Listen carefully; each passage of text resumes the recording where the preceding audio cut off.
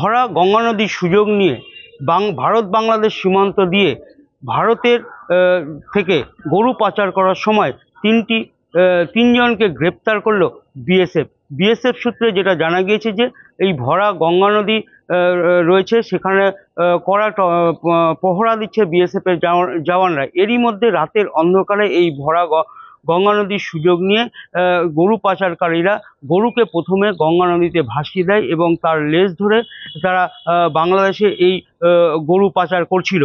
যখন বিএসএফ জওয়ানরা পহরা দিচ্ছিলেন তখন তারা এই ঘটনা তাদের সামনে আসেন এবং তারা তৎক্ষণাৎ স্পিড বোট নিয়ে সেখানে যান এবং এক এক করে তিনজন গরু পাচারকারীকে আটক করে এবং সেখানে দেখা যায় যে বেশ কিছু গরুকে নিয়ে তারা গঙ্গা নদী দিয়ে ভাসিয়ে বাংলাদেশের চাঁপাইনবাবগঞ্জে পাচার করছিল। এরপরে এই তিনজনকে আটক করে নিয়ে আসে বিএসএফ এবং পাশাপাশি বেশ কিছু গরুকেও উদ্ধার করেছে বিএসএফ এর পক্ষ থেকে জানানো হয়েছে যে এই যে গঙ্গা নদী, সেই গঙ্গা নদীতে এখন প্রচুর পরিমাণে জল বেড়েছে এবং যে সমস্ত যে ভারত বাংলাদেশ সীমান্ত রয়েছে সেই সীমান্ত এলাকা দিয়ে যখন এই গরুগুলো রাতের অন্ধকারে পাচার করছিল তখন আমাদের বিএসএফ জওয়ানরা প্রহরারত ছিলেন আর সেই সময় এদেরকে উদ্ধার করেন। তবে যারা উদ্ধার করা হয়েছে যে গরুগুলোকে, সেগুলোকে ইতিমধ্যেই স্থানীয় থানার হাতে তুলে দেওয়া হয়েছে। পাশাপাশি যে সমস্ত যে পাচারকারী ছিলেন, যে পাচারকারীগুলোকেও এখন স্থানীয় থানার হাতে তুলে দেওয়া হয়েছে। যদিও বিএসএফ এর যে যাদেরকে আটক করেছে তারা জানাচ্ছেন যে তাদের সঙ্গে আরও বেশ কয়েকজন ছিল, যেহেতু রাতের অন্ধকার ছিল সেই কারণে তাদেরকে উদ্ধার করা সম্ভব হয়নি। এই তিনজনকেই আটক করা হয়েছে, যাদের বাড়ি মালদার ভারত বাংলাদেশ সীমান্তবর্তী বৈষ্ণবনগর থানা এলাকায়। যদিও এর সঙ্গে আরও কেউ জড়িত রয়েছে কিনা বা এই গরুগুলিকে কোথা থেকে নিয়ে আসা হয়েছিল, কেনই বা বাংলাদেশে পাচার করা হয়েছিল সেটাও তদন্ত শুরু করেছে।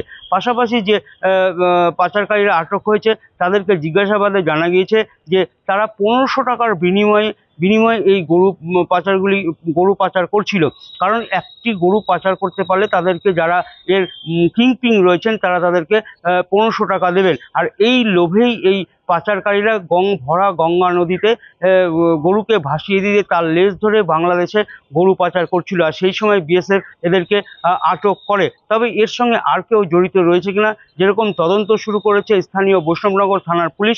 পাশাপাশি যেখান থেকে এই গরুগুলিকে রাখা হয়েছিল বা কোথা থেকে নিয়ে আসা হচ্ছিল সেটাও তদন্ত শুরু করেছে স্থানীয় থানা। তবে বিএসএফ জানাচ্ছে যে যেহেতু ভরা গঙ্গা রয়েছে সেই কারণে এই গঙ্গা নদীতে তাদের যেরকম টহল দিতে অসুবিধা হচ্ছে, কিন্তু তারা স্পিড বোট দিয়ে প্রতিনিয়ত কড়া নজরদারি রাখছে। আর এই ঘটনার পর থেকে গঙ্গা নদীতে আরও কড়া নজরদারি শুরু করেছে বিএসএফ।